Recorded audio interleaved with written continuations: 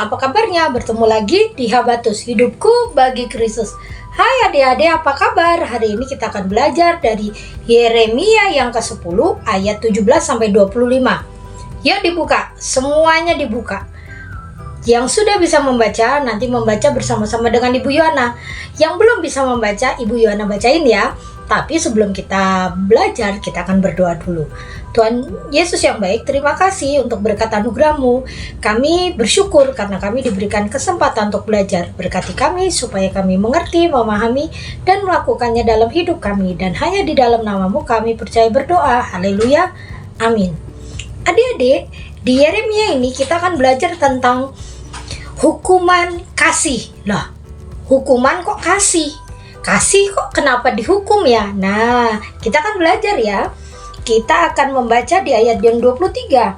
Aku tahu ya Tuhan bahwa manusia tak kuasa menentukan jalan hidupnya, dan orang yang berjalan tak kuasa menetapkan langkahnya. Hajarlah aku ya Tuhan, tetapi dengan selayaknya. Jangan dengan murka-Mu supaya aku tidak Kau lenyapkan. Adik-adik semua, di Yeremia 10 ini ayat 17-25 tuh mengisahkan tentang Yehuda yang sudah bertahun-tahun dinantikan pertobatannya oleh Tuhan, tidak bertobat-tobat. Memang Tuhan dikenal panjang sabar, penuh kasih, dan Tuhan itu sangat menyayangi kita semua. Tetapi kesabaran Tuhan itu bukan berarti kita sepelekan sehingga kita bisa berbuat seenaknya saja. Panjang sabarnya Tuhan tidak boleh disepelekan. Panjang sabarnya Tuhan itu memberikan kesempatan kita untuk bertobat dan melakukan apa yang Tuhan kehendaki. Tetapi kalau kita main-main, Tuhan berhak menghukum. Tetapi hukuman Tuhan itu bukan membinasakan, tetapi hukuman Tuhan itu membuat kita bertobat. Makanya Ibu Yohana tadi bilang, hukuman kasih, hukuman yang diberikan Tuhan kepada Yehuda itu memang sangat menyakitkan Yehuda. Tetapi sebenarnya tujuan Tuhan supaya Yehuda berbalik, tidak melakukan dosa-dosa lagi. Yang dimulai dari mana? Kalau nanti adik-adik membaca, dimulai dari para pemimpin, para gembala, para pemuka-pemuka masyarakat, pemuka agama, bertobat, mencari Tuhan dulu, bukan mencari ilah-ilah lain atau mencari dengan kekuatannya, tetapi mencari dengan kekuatan Tuhan. Setelah itu baru golongan masyarakat di bawahnya akan mulai mengikuti, karena Yehuda ini mempunyai sifat seperti ini. Kalau pemimpinnya tunduk pada Tuhan, mereka tunduk semua pada Tuhan. Tetapi kalau pemimpinnya tidak tunduk pada Tuhan, mereka pun ikut-ikutan tidak tunduk.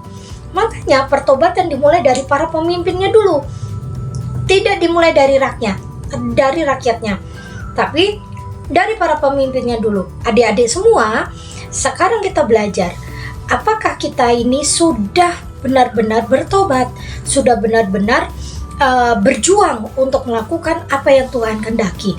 Jangan sampai kita terus melukai hati Tuhan tanpa berubah-ubah. Contohnya gini, mama sama papa pasti ngajarin adik-adik benar, kalau habis main harus dibereskan, begitu bukan? Kalau habis pakai sepatu dimasukkan lagi di raknya supaya tidak berantakan, begitu nggak? Nah, kalau adik-adiknya dikasih tahu sekali, 2 kali, berulang-ulang, ada satu masanya mungkin papa sama mama pasti marah besar karena dikasih tahu tidak dengar dan mulai ngeyel. Pasti mama sama papa mulai menghukum adik-adik semua. Begitu juga dengan Tuhan. Tuhan selalu memberikan masa, memberikan waktu untuk kita untuk berubah. Tetapi kalau kita tidak berubah, Tuhan akan memakai satu cara ya supaya kita bertobat. Jangan sampai Tuhan mulai menghukum kita baru kita bertobat.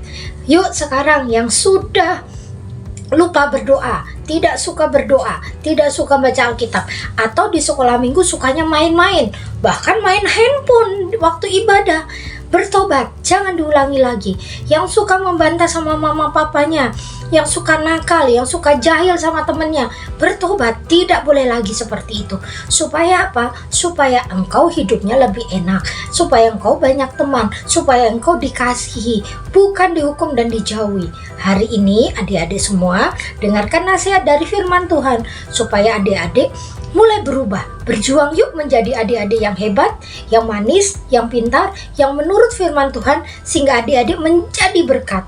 Jangan sampai nanti adik-adik dikasih predikat itu tuh si anak nakal gitu toh. Jangan ya, jangan mau ya.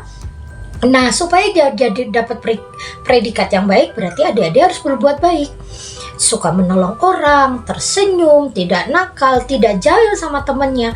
Nanti adik-adik akan dikenal menjadi itu tuh si A yang suka nolong, yang baik, yang bager kalau orang Sunda bilang ya. Adik-adik, hari ini firman Tuhan sampai di sini. Ibu Yohana berharap adik-adik semua memahaminya dan terutama melakukannya. Kita tutup Alkitab kita berdoa. Tuhan Yesus, kami bersyukur karena Tuhan sangat baik. Berkati semua adik-adik yang menyaksikan tayangan hari ini, supaya diberikan kekuatan, kemampuan untuk berubah menjadi umat Tuhan yang menurut firman Tuhan, menjadi umat Tuhan yang baik. Terima kasih Tuhan, terima kasih. Serahkan tubuh jiwa roh kami dalam tangan pemeliharaan-Mu. Berkati kami semua, haleluya, amin. Sampai bertemu di Habatus, hidupku bagi Kristus. Habatus,